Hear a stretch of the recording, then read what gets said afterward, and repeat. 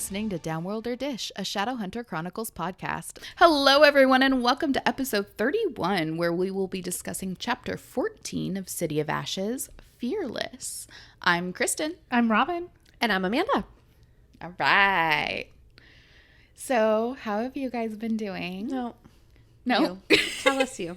How are you doing in this moment? Up until an hour ago, I thought my daughter was missing, so that was fun. That was the most fun finding her. Hashtag mom life. Dude. Robin earned her detective's badge today. Dude, we all belong in the FBI. It's true. I missed my true calling. Yeah. Right? So my daughter went camping with her dad, and they were supposed to go from Wednesday to Saturday, and today is Sunday. And I hadn't heard from them, and I tried calling them, and both their phones were going straight to voicemail, and so I was freaking out. And then I had to find the people that they had gone with, find their phone numbers, and track them down. And Amanda and Robin helped me sleuth and contact basically everyone my ex-husband has ever been in contact with ever. Like his landlord, and it was a whole thing. But he just got the day wrong when they told me. So he was actually coming back today. So everything's fine. My daughter's okay. She's not hurt or missing. Thank so goodness. That's good. But like for the past 7 hours, I've been panicking. You could have used a sensor if one of them was a demon. Right? But tell us how they work. Where's Magnus when I need it? There. Dude, for real. He needed to cast a tracking spell. I was like, I have one of her dirty, like, shoes. Yeah, like, her you need a stinky scent. shoes. Yes. We're glad she's okay. Yes, everything's fine. But yeah, I was like, that's it. Yeah. Like, I'm gonna have to fill a missing persons report. We were going to walk down there with you. Yeah, it was a whole thing. But everything's fine. My daughter's fine. They were just out of cell phone service because they were camping. We're laughing about it now, but it wasn't funny. No, not at all. No, when it was happening, but Robin and Amanda did keep me calm, keep me from freaking the hell out. So thank you guys. Yeah. You guys are really good friends. I'm glad we had reason to calm you down. Yeah. We weren't calming you down for no reason. Right.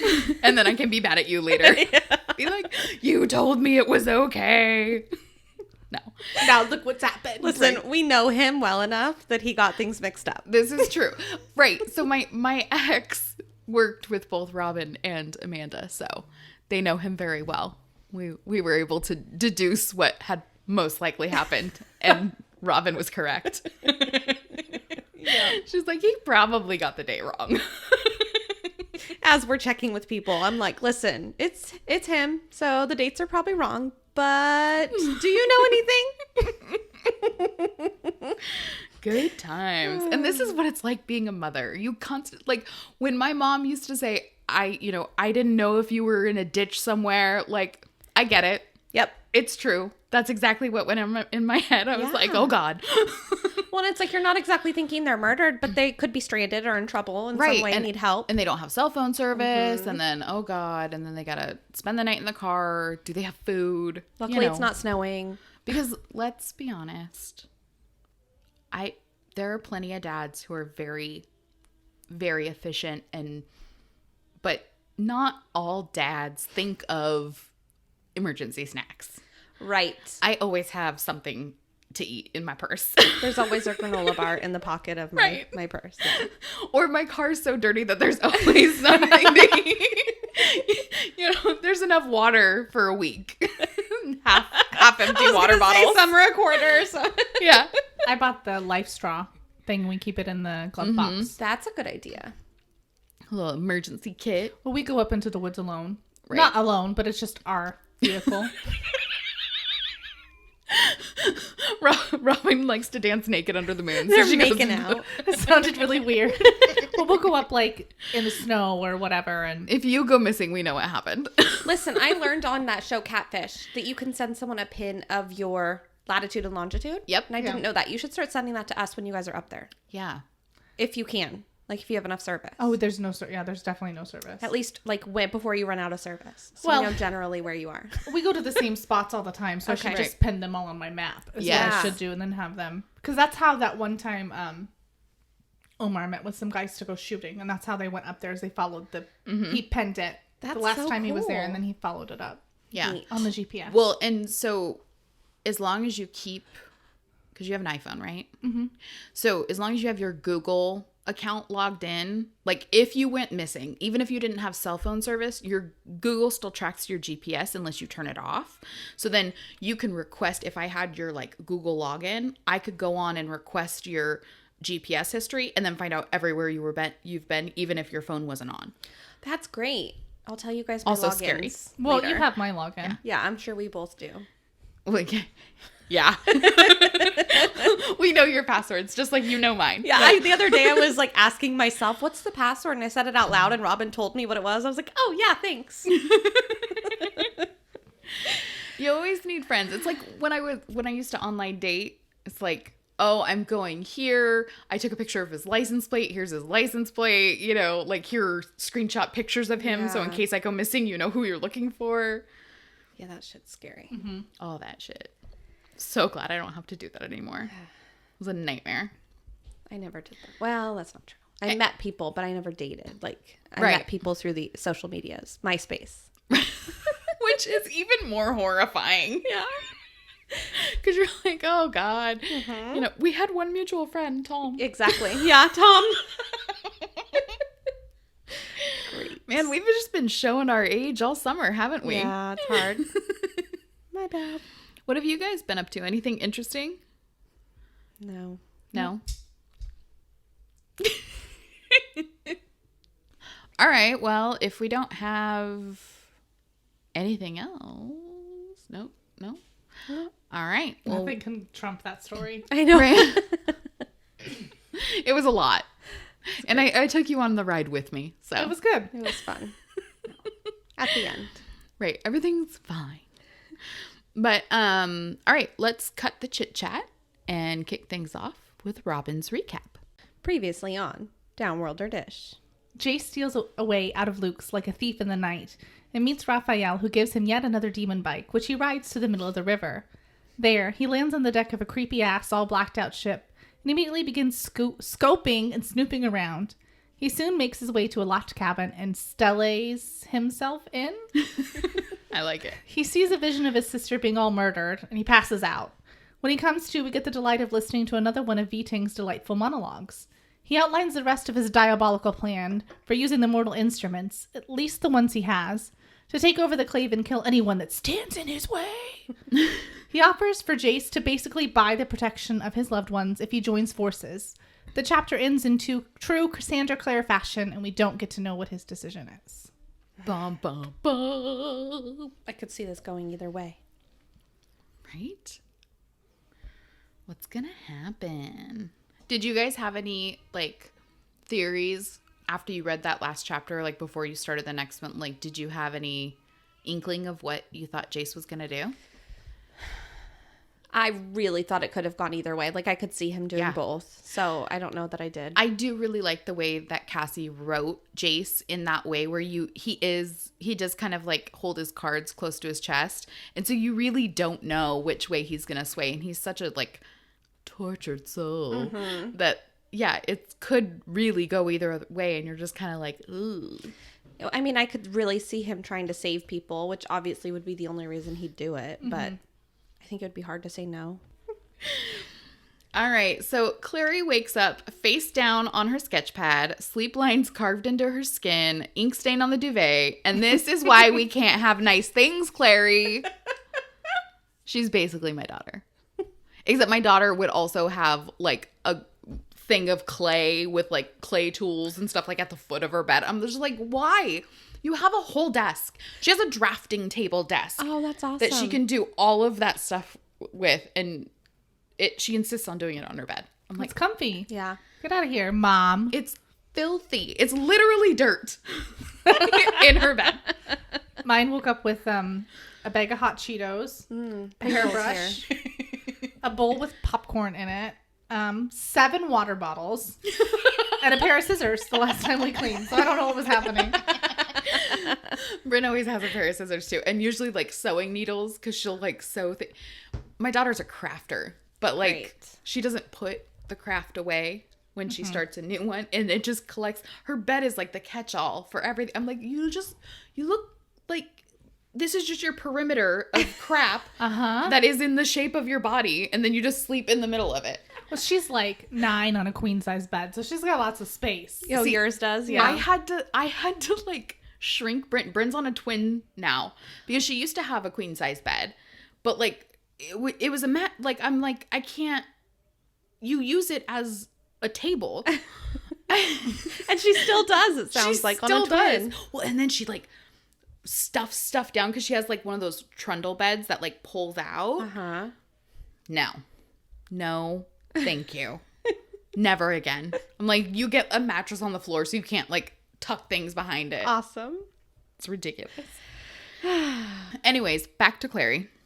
So, like all teenagers, Clary's first instinct after waking up is to shower. Error 404, reference not found. Because anyone with a teenager knows that this is utter bullshit. Have you ever seen a teenager wake up and walk right into the shower? No, never. Not unless you're screaming at them to go get up and take a shower. Seriously? They don't do it on their own. It's impossible. Yeah. My daughter is 16 and no, she doesn't do that unless she has something going on in the day. Right. But yeah. But like not just Otherwise of her it's- own accord. Yeah, the afternoon or something. No.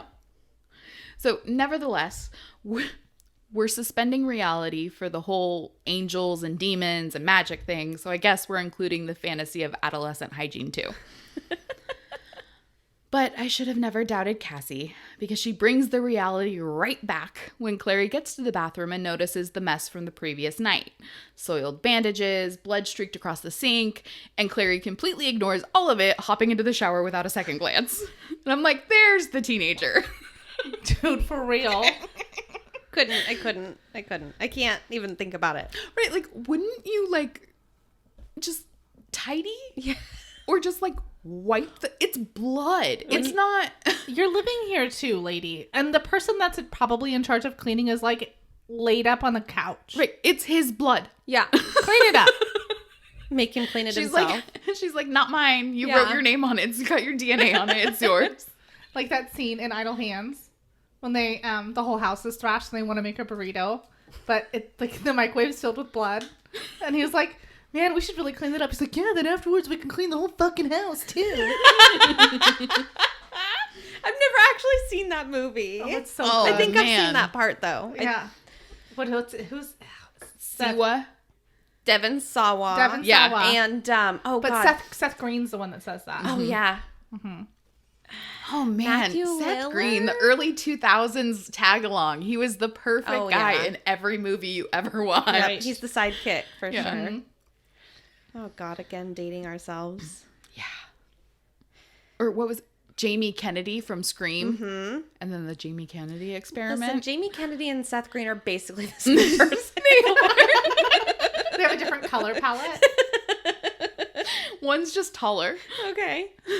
They look they both got red hair.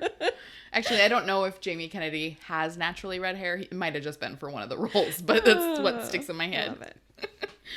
So when she's done scrubbing away the memories of the night before in a torrent of grapefruit bubbles, and let's be honest, probably replaying her epic breakup with Simon the night before on a loop and thinking of all the things she should have said, she steals one of Luke's robes. I have questions. Why does he have more than one? And why did she not bring clothes with her into the bathroom? There's a house full of people. Where is the force?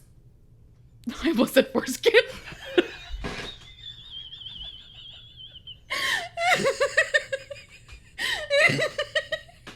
I have a more important question. What? Why are men's robes, like the arms are 3/4 length? Why is that a thing? What? Can someone tell me? I don't know. I didn't have a dad, so I'm kidding.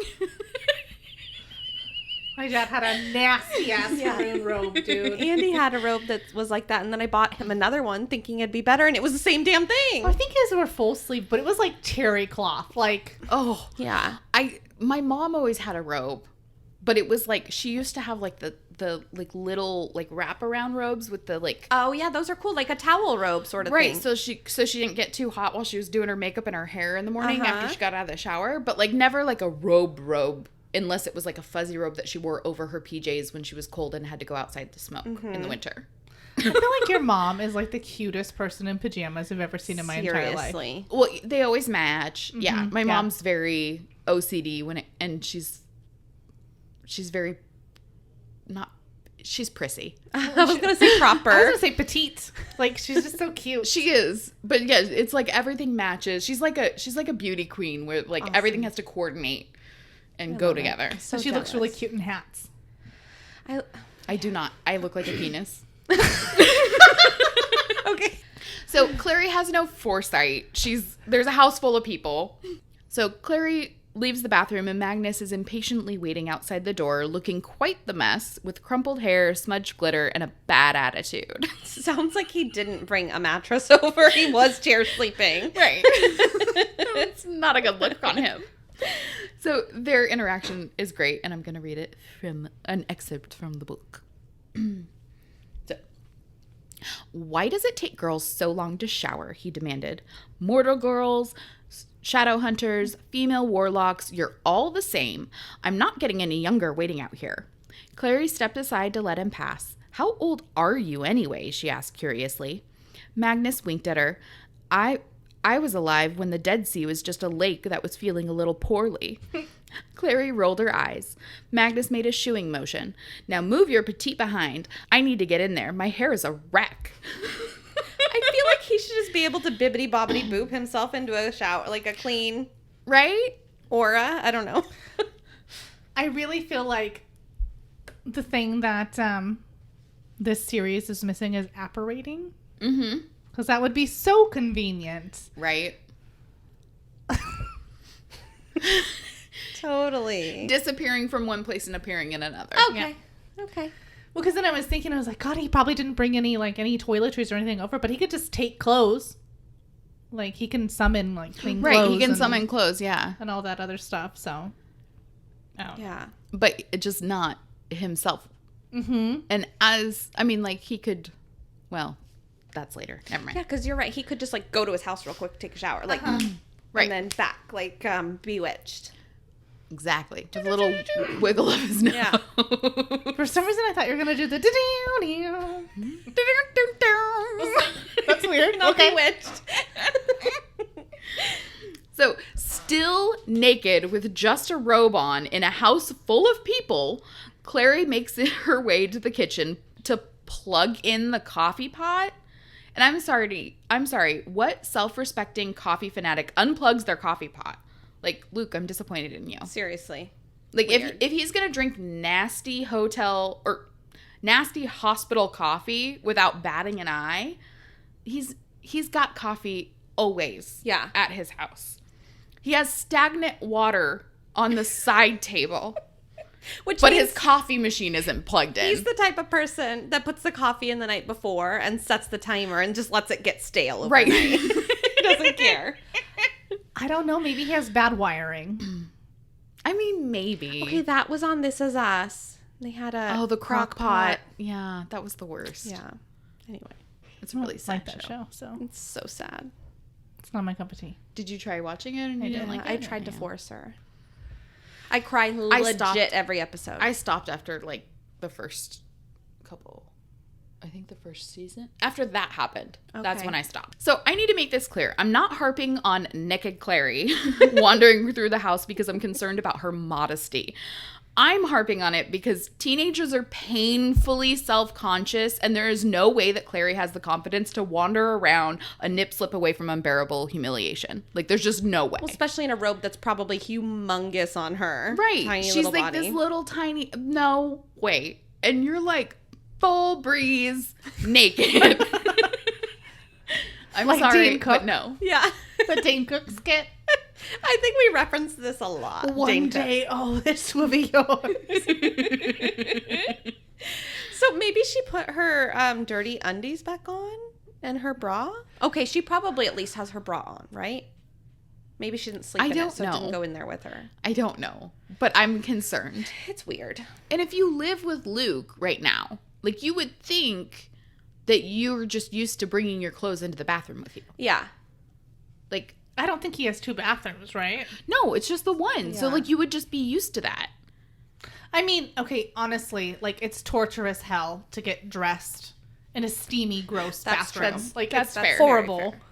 But then you'd think that she would have brought her own robe or gone straight to her room and changed and then plugged in the coffee pot. Yeah. Like, it doesn't... Her stealing his robe doesn't bother me that much. Her not bringing clothes doesn't bother me that much.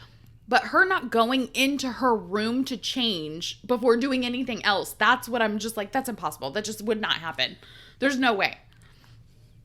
I'm cool with vampires and werewolves.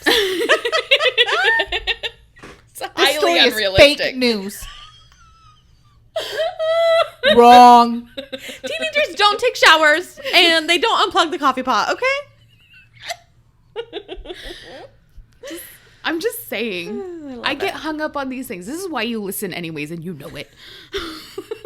Love us. So once the coffee is percolating, Clary puts on some damn clothes and goes to wake up Luke. He's understandably experiencing a bit of a demon venom hangover and can't remember what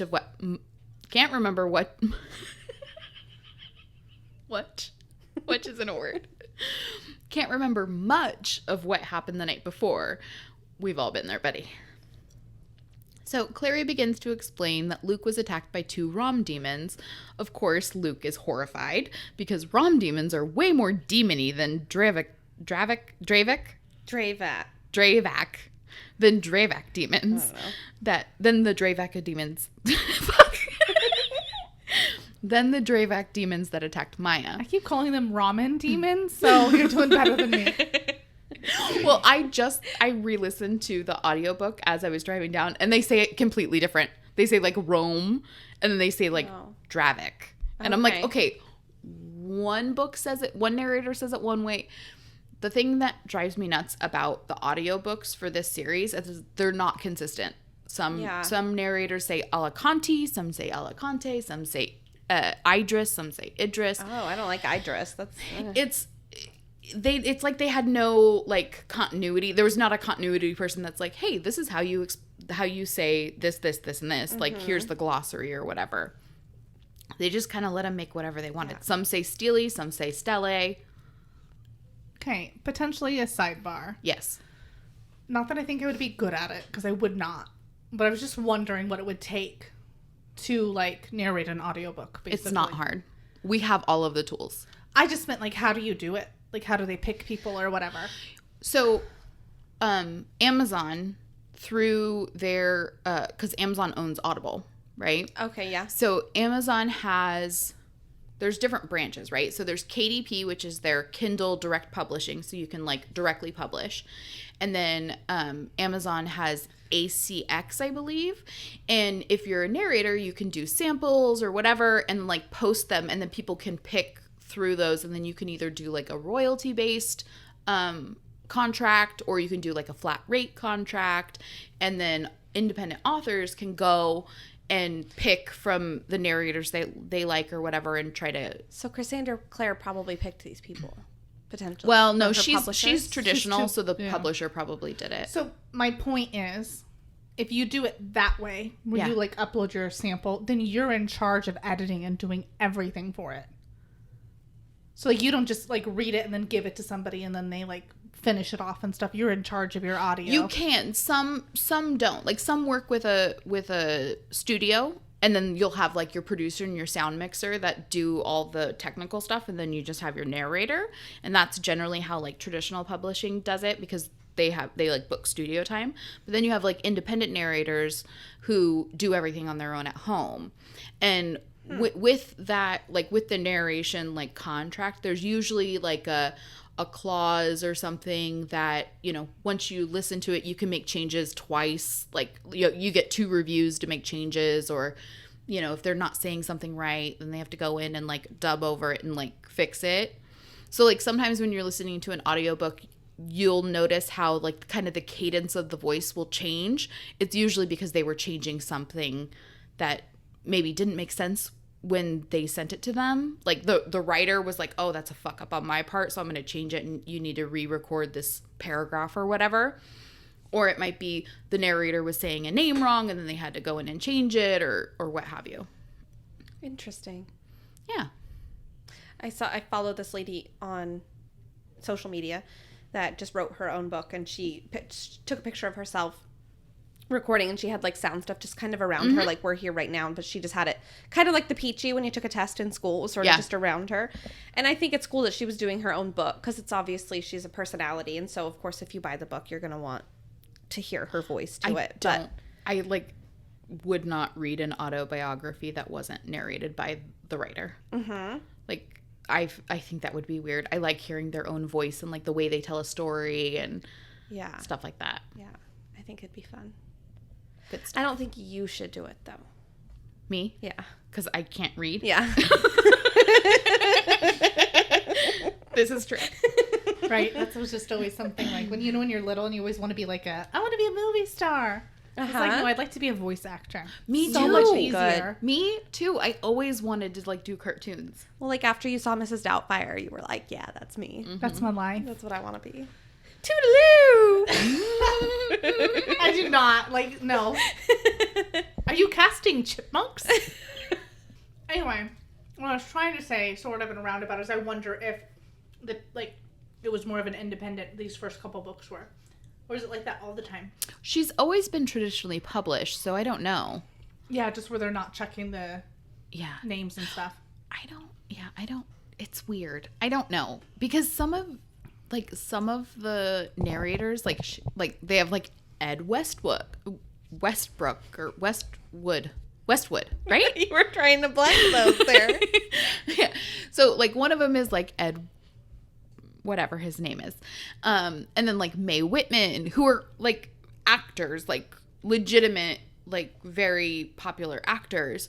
And so you would think, but then like some of their narrators, I'm sure, are very successful narrators, but like they just don't sound right. Like they don't have any personality in their, and they're like monotone. I'm like, who signed off on this? Like that would drive me nuts. I can't remember which one it was. If it was,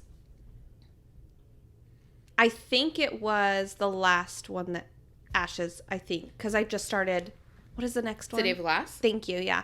I think it was Ashes. The person sounded like Siri, basically. Was very monotone the whole time. Not much emotion. And that just, I don't know, I didn't care for that. Yeah. It might be Glass, but anyway. I don't know. I tend to like male voice actors. Okay. Better. And I don't know why. Westwick. Okay. Ed Westwick. That's who it is. But I don't know. It's a very interesting process. It's very like a personal preference, because like some narrators, like if they're too monotone, I can't listen to the audiobook. Well, it drives me nuts. Reading a book is something that's very personal. Kind of, you know what I mean? It's this alone time, your own space. It's this personal thing. It's the way Jace sounds to me, or Clary sounds to me, or this is the way I would think that they're saying that. So to hear somebody else say it throws you out wrong, of it. like to what, like I had an issue with City of Bones where like Jace is constantly angry, and like I don't hear him as angry. Right. I hear him as more like anyway. It's hard. So the Dark Artifices. I've only no, that's not true. I listened to the audiobook first before I read it, and I had to turn it off just because there were so many new characters and new things going. I'm like, okay, I really need to focus. So I was trying to do it like as a, like I'm making dinner, I'll listen to this book. And I really wanted to pay attention. So once I was able to read the book, but I'd already heard his voice first. So that's how the characters were talking to me. Okay. It's like when you watch a TV show. Because it already had set movie. that. Yeah. That, you know. I've only listened to the audiobooks for the Dark Artifices, but I want to read them, like physical book read them, because I know that there's stuff that I didn't pick up. Yeah. Because when I listen to the audiobook of this, I've read it a million times. So I already know what's happening. And usually I'll just catch something that was different. I'm like, wait a minute. No, that wasn't the same as in the book. Or, that was an update or whatever. But I feel like I didn't absorb as much, even though I absolutely adore those books. Mm-hmm. But I just feel like I didn't absorb as much as if I read it. And so I can't wait to read it, because when we do it, I'm going to read them all. Right. This is getting on a huge ass tangent. Right. So let's move on. My bad. All right. Back to the task at hand. So Daddy Luke is super upset that Clary went out with Jace to fight off the Rom demons and demands to know why Magnus, the only other adult, didn't go out to help. With impeccable timing, Magnus sweeps into the room, announcing that he was too busy keeping Maya alive, and besides, Clary and Jace handled the demons just fine on their own. Okay, real quick. Sorry about the tangent. I literally just listened to this audiobook on the way down here, and in the audiobook, he says, I was keeping you alive, but that doesn't make sense, because Luke was outside with them. Weird. Right, like... Oh. And I was like, huh? And he says it like 3 times instead, like, and I was like, that doesn't make any sense.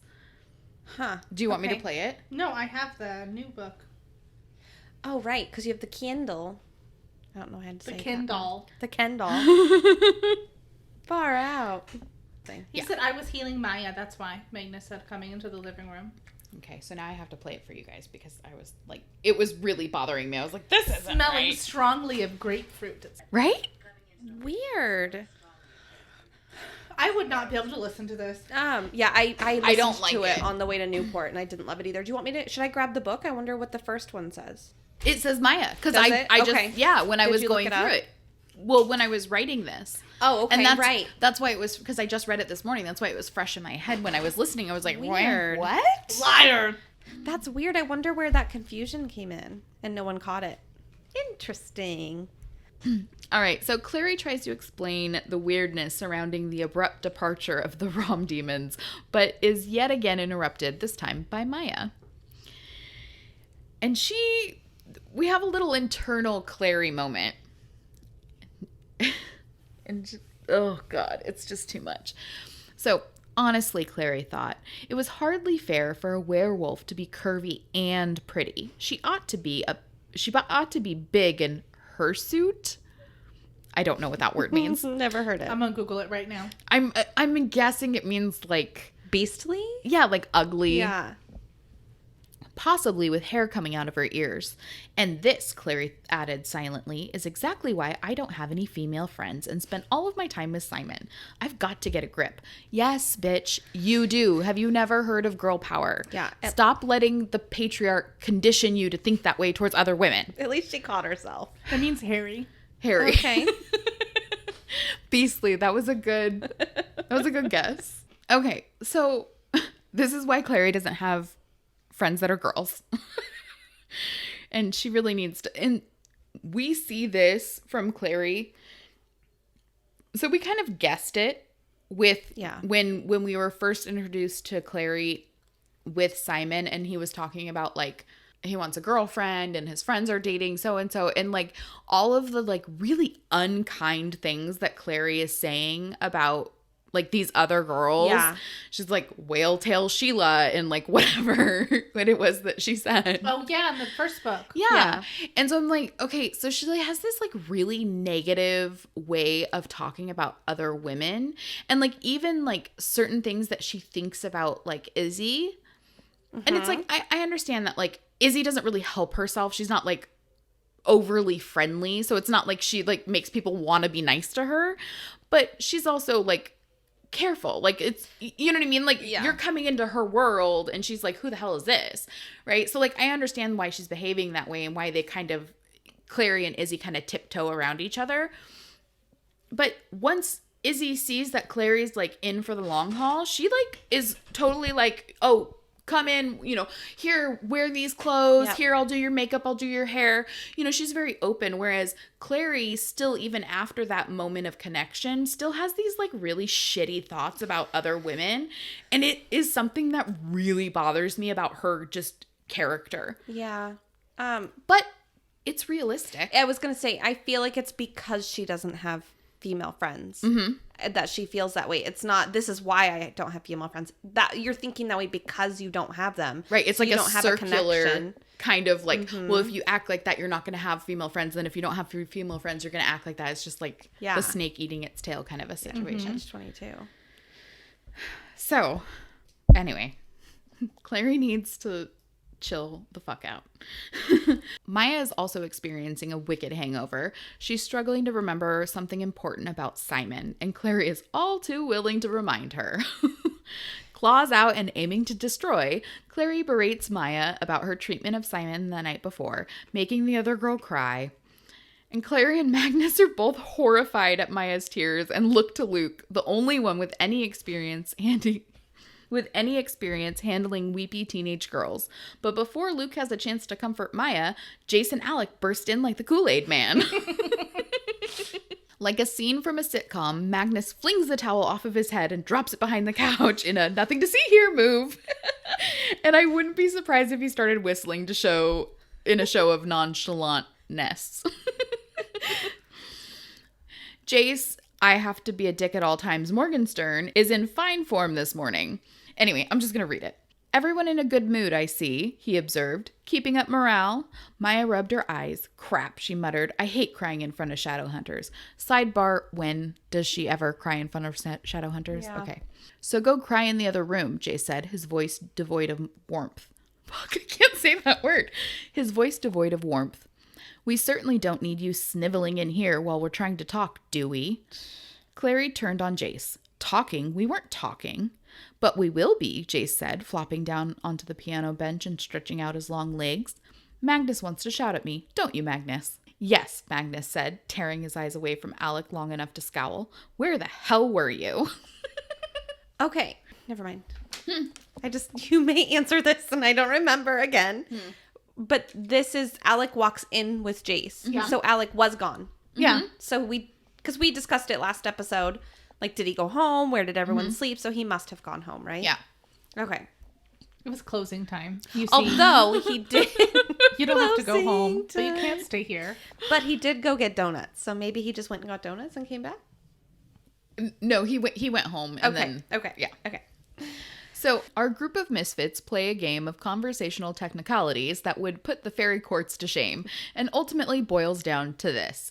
Magnus used up all of his magic strength, healing the ungrateful person wolves, and couldn't magically force Jace to stay put. Jace promised to stay in the house, but Magnus didn't make him swear on the angels, so he loopholed his ass... out of there. Jace just got back from his quote-unquote walk and found Alec moping on the stoop. Alec's entire wardrobe consists of identical jeans and faded black sweaters. Oh, and Alec brought donuts. His wardrobe is my wardrobe. Right? Black t-shirt. Not the jeans. sweaters, though. No. Tank tops. With an incredibly healthy breakfast of refined sugar and coffee in their bellies, the group is finally ready to debrief the events of the previous evening. Sorry, you finally get it good, and there he is. I'm leaving it. I made it. I'm leaving it. She made it. What? The crier. Lincoln. I think he hears my voice. For the sake of time and my own sanity, I'm going to give you the Cliff Notes version. My favorite. It wasn't just Jace and Clary who went after Luke and the Rom demons. Simon was with them too. Oops, there goes Clary forgetting Simon again. Another foul on the girlfriend record. But he didn't do anything. Okay, He got a pipe. Clear. Yeah, They had to talk about where the pipe came from. Okay, Right. Fine. They didn't kill either of the demons. They just ran away. The Rom demons didn't flee because they were outnumbered, and it wasn't that Clary was a terrifying ogre. It was because of her Mama Dream mark. No one has ever seen the mark on Clary's arm, and they're all, impossible! And she's all, bitch, I'm still alive, so obviously it's possible. Clary reminds Jace about the Sealy Court, but not the hot brother love and makeout sesh, the whole Valentine's blood experiments part, and her gift of words that cannot be spoken. Duh, bitches, it's runes. Clary totally fucks shit up in the Silent City with her opening rune, so she's basically a superhero. And Jace doesn't buy it, and everyone's like, prove it, bitch. So Clary's like, I will, and goes to get her sketchbook. That was beautiful. No, it wasn't. It will horrifying. Be soon. So on her way to grab her sketchbook, Clary passes Maya, who jumps at the opportunity to apologize for her reaction to Simon's vampism the way she did. Clary tells her that it's not her that deserves the apology, it's Simon. But Maya's afraid that Simon won't speak to her now, since they're supposed to hate each other and all. Clary tells her that because Simon, she should try because Simon's a forgiving person. If anybody would know, it's Clary. Right? Seriously. She's tested that to the nth degree. I didn't even think of that. That's hilarious. So I started getting some Maya has a crush vibes, and then she asks Clary if she and Simon are together, which I knew. Haha. And Clary is all, why do you want to know? Come on, Clary. Like, why would she want to know? Come on. Get out the murder bus. Seriously. Right? Nice. We'll stab each person individually.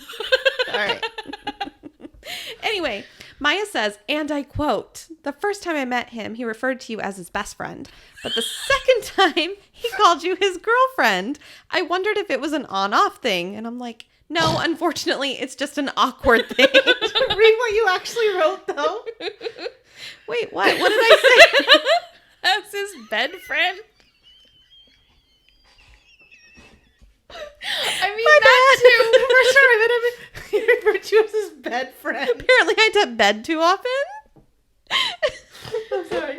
Sorry. Great. No, it's good. That was really good. It wasn't me this time. I am the worst person with typos ever. I fixed one of you wrote, instead of Magnus, you wrote Magus. And I was like, and so I just fixed it. I'm going to dabble in here. Okay, just so you know, and this is very quick, but I have to share. In season 2 of Outlander, there is their main, does it say house? I don't know what you would even call a house. Yeah, like their Country estate? yeah, estate. They call them servants, and I don't know if they actually are. Okay. Anyway, they're in charge of a Tudor house. Mm-hmm. Not even they're in charge of a house. Okay. In France. Okay. And one of the people that works for them, his name is Magnus. Aw. And I appreciate it every time when I go, oh. That's funny. I never caught on to that. I'm a terrible person. Okay. I'm So also anyway. reading it. Oh, it's yeah, very that's true. clear. Yeah. It is sometimes hard to understand. So anyway, Clary tells her that it's just a long story, but yeah, like sort of they're together. So Maya Dude. tells her...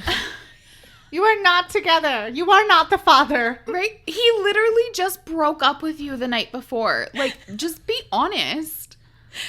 No, this is how they are. But Clary is so, like, it's so toxic. Clary is like, well, if I can't have him, nobody can, but I don't want him. Yeah. Well, do you think it's because she's just not clear?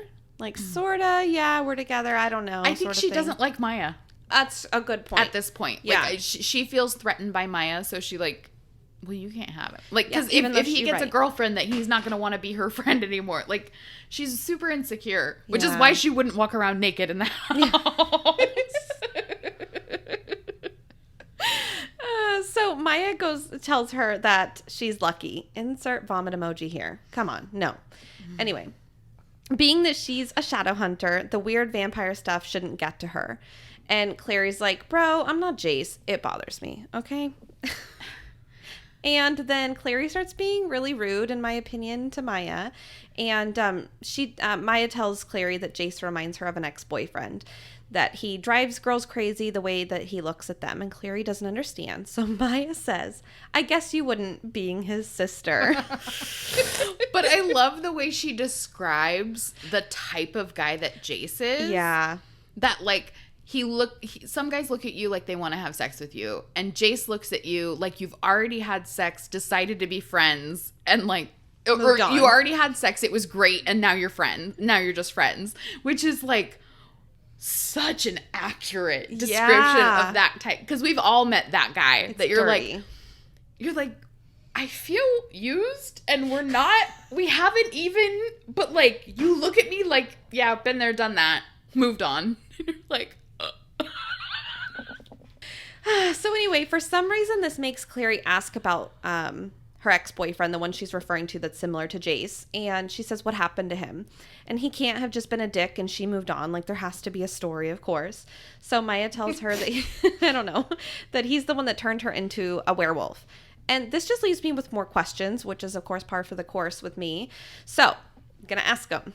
Why did he do that? Why did he bite her? Is this the reason that they broke up? Do you think that she would want to stick by him and like learn the world? Did she not? Did she do it and I don't remember? Like, come on.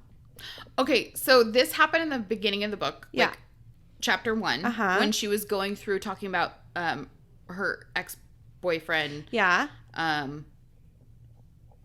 Daniel. No, that was her brother. No, Daniel was Jordan. her brother. Yes, Jordan. So she was telling, like they were together, everything was great, and then he got really possessive and like hit her, and then they broke up, and then he bit her, like she was walking through the park and he bit her and then ran away, and then she changed and then she ran away. Okay. For some reason, I guess I blended that with her brother stuff. Yeah. Okay. Well, because it was definitely an info dump of both brother and Jordan at the same time, so I can see, Okay, well, thank you. I had a lot of questions I could have answered for myself. So anyway, that is how it ended. Basically, like, oh, he's the one that bit me, and then it just kind of ends there, which is funny. Claire's like, cool story, bitch. Yeah. Bye. Well, she didn't ask these questions. Okay, so that was another thing that really bugged me about this scene in the episode. It's like, you can't take 5 seconds to just like give someone your full attention. Like, she was obviously just trying to get the fuck out of there, and then she's like, wait, let me ask you a question, but then I'm gonna leave immediately after. Like, get to know a person. Like, they can wait for 5 minutes for you to get your sketchbook. Like, calm down. Yeah, it's fine. She has some points to prove, remember? Right. So, she rejoins the boys club in the living room, and they are basically like, okay, perform. Do it. Show us your skills, girl. So while watching her, each person is kind of described as the way they're watching. And Magnus is described to be watching with his ancient tempered curiosity. I just feel like this is how Robin describes me behind my back, that I'm ancient. It would just be wise. Anyway, I loved that. So finally, Clary is like, I can't do this. Like, she's too nervous to be trying to do this in front of everyone. She says, tell me what I should draw. Tell me what's for dinner. Yeah, dude, seriously. Beef is what's for dinner. Except not me. Not at your house. So they're all trying to think of runes that don't already exist. And Jace comes up with fearless. Apparently there's bravery runes, but none of them that make you completely fearless. And for some reason, this surprises Alec and Luke. And Jace is like, what, bro? You didn't think of anything? There isn't one for it, so what? And I agree. Like, I don't understand why they're being so weird about it. Does it make sense to you? Like, they seem like they're like, oh my God, I can't believe he said fearless. Did he just say fearless? It just really made me think of Dauntless. Uh-huh. And I got, like, my brain got on this big, weird, like, sidebar. Okay. It's just the Dauntless. It's the rune is just the Dauntless, like, logo. It was just really, like, I just went on a long, strange trip. It was not my section, so I kind of was just, like, I was eating at the same time. It went. Awesome. But it's like, okay, so I understand. They're like, oh, yeah, there's not one for... There's a reason. Like, you don't want people to be fearless because then they're reckless. Right. Well, and I was wondering, like, what would happen? What would have happened if she accidentally made, like, a permanent rune? Yeah, how do you make them temporary? Like, what is the difference? Because don't you draw them on with a stele either way? Mm-hmm. It's interesting. So I don't know. Okay. They don't ever explain it. I'm assuming it's just, like, certain runes are permanent and certain runes are not. Okay. So there's got to be like like in the gray book, there's got to be like a section that's like permanent runes, you know? Don't do this. Right. Okay. Well, because they talk about, so like the wedding rune that you do, because you do 2. You do one on your arm and then you do one over your heart. Oh, that's for the wedding rune. But that's a permanent rune. but you can get divorced. So I like it. Like, what if you get divorced and remarried? Like, do you like just go over the same like? They trace it, right? We should ask people that got like a tattoo. Do you of do their like wedding a ring. slash through it when you get a divorce, and then like you just start tallying like a next laser to it? removal? Yeah. I don't know. Like, I have questions. Oh, I do too. Yes. Okay, so Clary starts to eventually draw, and she hears an internal voice saying, "Who are you to think that you can speak the language of the heaven?" And I don't know if I could keep going after I heard this. I don't know. I think I'd be like, I think I'm done. This is it. But she internally answers with, "I am Jocelyn Frey's daughter, bitch." Just kidding. Okay, that last part. The bitch was silent. Yeah. It was implied. Exactly. Anyway, when she's done, she sees the surprised look on Luke's face, and that tells her basically that he hadn't really believed her, which is kind of sad. But I guess, whatever. It would be hard to believe. But after everything they've experienced, you'd think he'd be a little more open-minded. So Alex says cool, but I imagine it was more like cool. But I don't know. And Jace wants to know, like, he just wants to know if it works. He was such a butthole about it. Uh-huh. Well, does it work? Oh, right. Like, a piece of paper doesn't have any fear to take away anyway. Clary. It's not afraid of scissors. It's afraid of rock? Wait, no. No. It is afraid of scissors. So he's like, put it on me. Like, come on, baby girl, just one time. Baby girl, put it on me. Yeah. Oh my gosh, dating ourselves again. So anyway, Luke is like, no, bro. You obviously don't understand the word fear. You cannot have fearless. And apparently Luke can't try it because Downworlders can't, like, they don't take effect. Runes didn't take effect on them. So Alex steps in and he's like, okay, let's do it. I could use some fearlessness in my life. Give it to me. Put it on me. The perfect candidate. Seriously. Yeah. So Alec rolls up his sleeve and Clary could see a rune already there. It was a permanent rune, which again, who knows how it got there. But it gave him perfect balance. So I want to know, is this just part of the story? Did she know that it was perfect balance? So, okay, so she has the copy of the gray book that Magnus gave her. So she's been studying. That's right. Okay. All right. So after it's on, Alex says he doesn't feel anything. So of course they all start doing what I would do and trying to scare him. And like Magnus is like, boo. It's great. It's great. Which they're like, are you afraid of spiders? What about the dark? Like he's like, I'm a shadow hunter. I'm not afraid of the dark. Yeah. Right. But I loved the part where he's like, well, there isn't anything to be scared of. And then Magnus is like, boo. Which,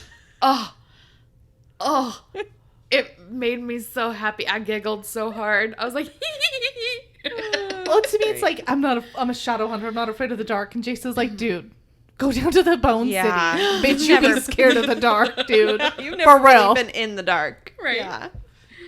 So their search for fear is interrupted by the doorbell. And Luke answers the door and in walks Maris. Luke. I know. I don't know. I think that was Lincoln. He learned how to climb up the drawers in the desk. So now he's up my ass all the time. It's super fun. It's the best. Super fun. Totally love it. Not. So Luke answers the door and in walks Maris, the Inquisitor, and Robert Lightwood. Dun, dun, dun. Mm-hmm. So now what, Robin? Well, everyone in the room was like, whoa. And I imagine one of those scenes in a movie where time sort of slows down and this dramatic music starts climaxing and everyone's looking at everyone else and building their resolve to like, what's up? Anywho, Alex steps up, blocks her entrance into the room, and declares that he has something to say. Y'all, and it's important. I'm seeing someone. And Robert, his daddy-o, has the has the expression and puzzled look on his face that I'm assuming most of us would if we were faced with the same situation. Like, okay, cool beans, but I'm kind of in the middle of a raid here. What does this have to do with anything? Tell me later, dude. Yeah. Alec insists that it is relevant and important because this person is a Downworlder. You dish? And not just any Downworlder. And before he can finish his sentence, Magnus intervenes and sends a little spelly spell over to make him stop talking, which also results in him causing... The results also caused him to fall over and go briefly unconscious. Little side effect. Whoops. And Isabel comes over and helps a dazed and confused Alec. He can't remember why he's on the floor, but he's suddenly back to his normal sheepish self. And Jace snorts and's like, well, guess we have our answer on if that thing Clary did worked or not. For real. For real. This intensifies Alec's panic. And he's like, dear God, man, what did I say? What have I done? Robert pops in and tells him that, well, he was announcing that he was seeing someone, but didn't say who or why it was relevant. And the blithering begins. Alex starts backpedaling, telling him that he's not seeing someone. And even if he was, it wouldn't be important. And Magnus, swoops in and tells them that poor Alec has been delirious since he came into contact with some demon toxins. And for real, guys, I know he's 100,000 years old. Probably has learned to master an entire array of motions to a level I can't even begin to fathom. But poor Magnus. I could cry right now. It makes me so sad for him. He's just, he wants to just let it go, but he can't because he knows that this wasn't Alec's choice, right? Right. He has the rune on him, so it's not something he made a decision to be brave on his own. It's just, Yeah. Well, and then he's still able to come in with this perfect cover-up story for him, so he's still he's got his back. Yeah. Yeah. I was going to say his baby back, but... Baby back, baby back, baby back. Because you say baby Alec. You say that all the time. It's a baby Alec back. Sexy back is all I can think of. Magnus definitely brought sexy back. For real. I feel like he's short. I don't know why. Magnus is supposed to be really tall. Yeah. Yeah, it just... And so was Alec. Mm-hmm. Okay. Yeah. I'm going to drink. Yeah. I'll buy you a drink. Ooh. I'm laughing so much my eyes are watering and I can't see. Okay, y'all.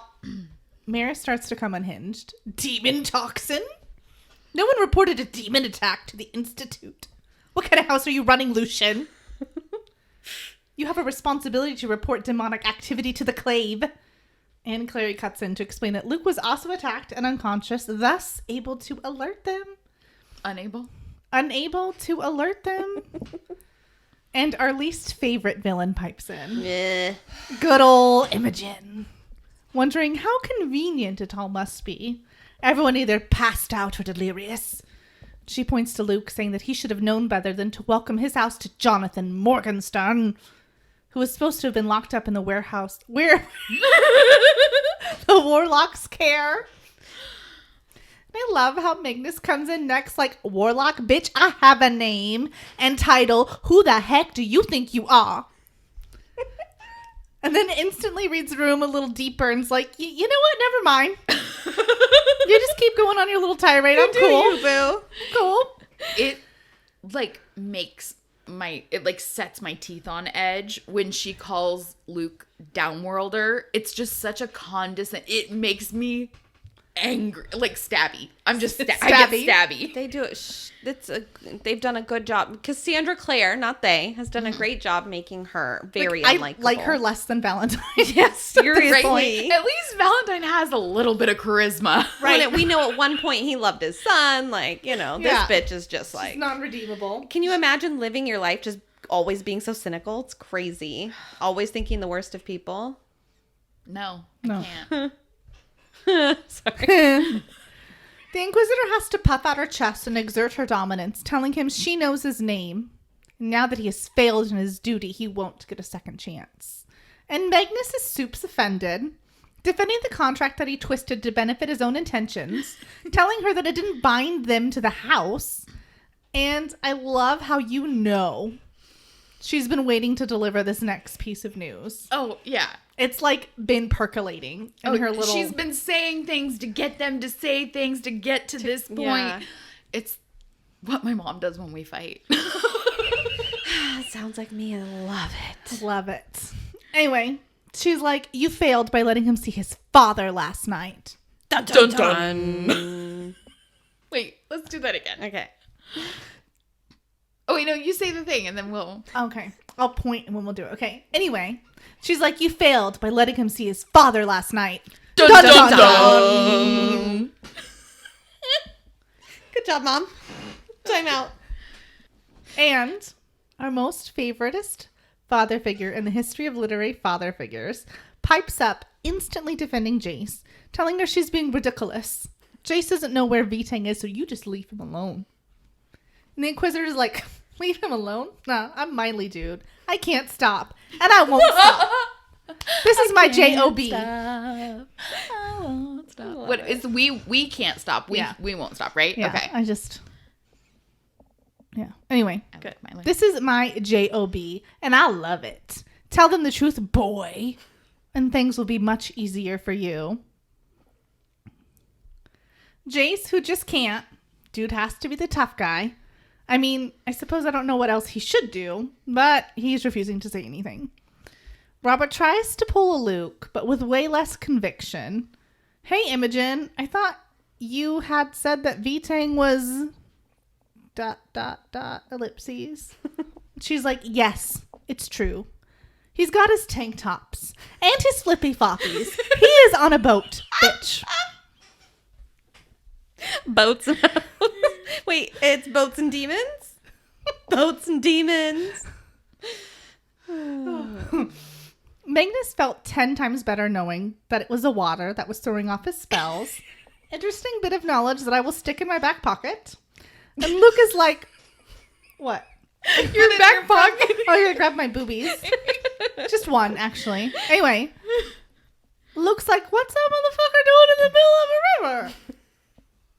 Clearly offended and upset. The Inquisitor's like, I don't know. Why don't you ask Jonathan? He's the one that borrowed a motorcycle from the Foxy TV version Raphael and flew it out to the boat in the cover of darkness. Jace is probably a lot of freaked out now, but still refuses to incriminate himself. We have to love his conviction. She tells him to take out, she, meaning the Inquisitor, tells him to take out that object that he's been carrying around with him. This he obliges and pulls out his portal meat. Imogen snatches it out of his hand, cutting him on purpose. No doubt. In the process. That was very clunky. Imogen snatches it out of his hand, cutting him on purpose, and starts her own mini monologue. Okay, I have to say, so I reread this chapter this morning, and when she says, like, he pulls out the bit of portal, in my head, I corrected it to portal meat. I did too. Okay, I'm sad that it's gone. Yeah, seriously. I'm a little confused, though, because I don't remember, but I thought Clary took it away from him. Did she just, like, put it on the dresser or something and he grabbed it I bet when so. they left or something? Yeah. Okay. She knew he would come back for this because he is such a sentimental creature. The piece of portal meat that shows you the Wayland countryside. I and I alone knew that I must do something to figure out what you crazy kids were up to. So I snuck into your room in the dead of night and placed this marked paper in between the mirror and its backing so I could track and trace you because I knew you were a double agent. A spy for your father, he who must always be named Valentine Morgenstern. Alas, don't dishearten that you were not clever enough to sense my ruse. Older and wiser men have fallen when brought against my superior wit and skills. You can definitely tell you've been watching Outlander. Dude, you were vibing that was good. time area. Yeah. That's great. Time area. So, listen, how creepy is it that she snuck in his room while he's sleeping? Dude, for real. And how did he not hear that? I don't know. I just feel like he has, like... using her fallen. Wait, okay, so that I don't understand. Yeah. Because he was not staying in the Institute at any point when Imogen was around. So she couldn't have snuck in when he was sleeping. It had to have been when he was in the City of Bones. She knew he would be coming back. Or when he went to Magnus's, she knew he would come back for it. Yep, I think that's what she was trying to say. Yeah. So he was sleeping in City of Bones. She went into his room. She didn't have to sneak because he wasn't there. I don't think it ever says that he was. Yeah, it was just at night. Let me be clear. This is very much Robined up. That's true. I can't remember what she said. I think we said last episode we're all a little exaggerating. I don't think she says anything about sneaking into the dead. I think that was me. Yeah. Let me clarify really quick. Oh, I'm in the wrong chapter. I was like, why can't I find it? I can't look up the word portal meat because that's not going to fucking be in there. Here we go. We only have 2 hours left. I marked this paper with a tracking room and slipped it between the bit of mirror and its backing. Then I replaced it in the boys' room. Don't feel bad for not noticing it. Older heads and wiser than yours have been fooled by the clave. Right. That's all she says. So the rest was just me. It was a masterpiece. It was good. Yeah, I stumbled at the bottom, but it's fine. You're amazing. Jace has the appropriate teenager reaction, utterly shocked and offended that she has violated his privacy and been spying on him. And she's like, whoa, hey, careful. Watch it. Your friends broke the law as well by breaking you out of the Silent City. She's still on that? That was Seriously. so last week. Come Well, he's on. supposed to just stay there after all. That's just crazy. Right? Come on. Our fearless, she don't need no room. Izzy jumps in with friends. No, we're not friends. He's our brother. And Imogen's like, hey, watch it. Also, you could be found complicit. Right? Is that the right word? Mm-hmm. Yeah. Sorry, I ran out of breath. Woo! This causes Robert to tell the Inquisitor that all Isabel's trying to do is keep their family together. They're just children after all. And of course, because she is evil, brings up the fact that Jace and Co. are children in the same way that the Circle members were just children when the uprising happened, when her own son. Insert flashback. It's a cutscene. Yeah.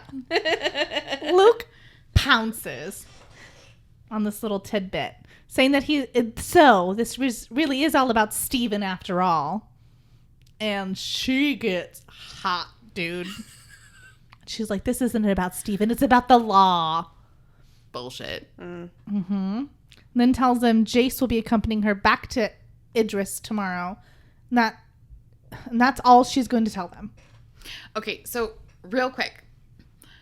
The way that Robert is here, he stands up for Jace. And he's like, she's, and for Izzy. And he's like, she's trying to keep our family together. It makes me wonder that if Robert had come back with Maris, if things would have played out differently, because he seems way more willing to put his neck on the line. Whereas Maris was trying to play the game. Whereas Robert, I feel like, wasn't interested in that. It was like, no, I'm going to just say what whatever. Right. Yeah, they're just kids. Yeah. Move on. Not you, her. Right. Imogen. Right, Imogen.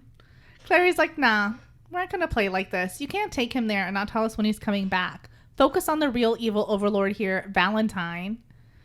Luke places his hand on Clary's shoulder to ebb the fire from her and announces that, quote, if the boy went to his father, knowing the kind of father Valentine was, it is because we failed him, not because he failed us. He's so amazing. I know. There's heart emojis right now. Mm-hmm. My eyes are hearts. Yeah. BT dubs. The Inquisitor couldn't give two shits. And then in a sudden, horrific, although I have to assume pre-planned for some greater reason, Alec comes in on the Inquisitor's side, telling the room that Jace lied to them and there's no excuse for that. Isabel is totally TO'd and says as much, to which Alec plays the insert Shadowhunter response here when something goes wrong. The law is hard, but it is the law. Isabel can't take it anymore and leaves.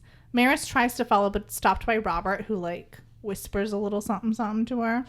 And Magnus uses this as a cue to also leave, saying, what I wish I could have on many occasion.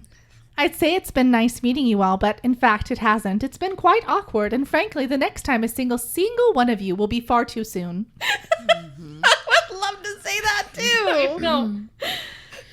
Peace out, bitch. Peace out, bitch. Imogen is done with the bullshit and is ready to move out and move on. She has Jace tied into these fiery handcuffs and threatens Clary on her way out, telling her that she is lucky Jocelyn raised her, but she's going to be keeping her eye on her. Luke is like, whoa, are you threatening her? Because it sounds like you're threatening my daughter. And the Inquisitor's like, the Clave doesn't make threats. It makes promises, and we keep them. Sorry. She pushes Jace to lead through the front door, assuming... No. Fuck. Now I'm Kristen. She pushes Jace to lead through the front door, assuring him that if he tries to escape, she will kill him. And the rest make their way single file through the door, leaving Luke and Clary to be like, bro, what just happened? Dude. When she says that, like, I'll put a blade through your... between your shoulders, like, fuck. She is not messing around. Nope. I don't understand how any person of authority, no matter who you are, would be, like, just totally cool with killing a teenager. Like, what? Yeah. This whole thing reminds me of, like, when you had a slumber party for your birthday when you were a kid, and everybody finally goes home, and you look around, and you're like, holy shit. Like, now we gotta clean up. Like, now everyone's gone. It would just feel so empty and sad. I'm upset that they don't mention Maya at the end, honestly. Mm-hmm. She's there too, guys. Mm-hmm. Yeah. Yeah, Clary basically made her feel like shit, so she's hiding, I'm sure. Yeah. Mm-hmm. I don't blame her. I wonder where she lives. Did they talk about that? Where does she actually stay? She lives with the pack at the Chinese place. At the that's right, in the jail or the prison or the police, the old police station. Yeah. I was gonna say center. Well, it has a sign. It's glamored that says Jade Wolf Takeout. Mm-hmm. So you're both right. But I thought they actually deliver takeout. They do sometimes. So they must make it in some sort of a kitchen or something. Maybe. Yeah. Or maybe they just order it from another place. Just pocket the change. Yeah. They charge more. Like Uber or whatever. Yeah, exactly. Uber Eats. Oh, that's great. Make sure that you've read chapter 15, The Serpent's Tooth, for next week's episode. Sorry. For behind the scenes content and the latest updates, check us out on Instagram at Downworlder Dish Podcast. We'll see you next time. Bye.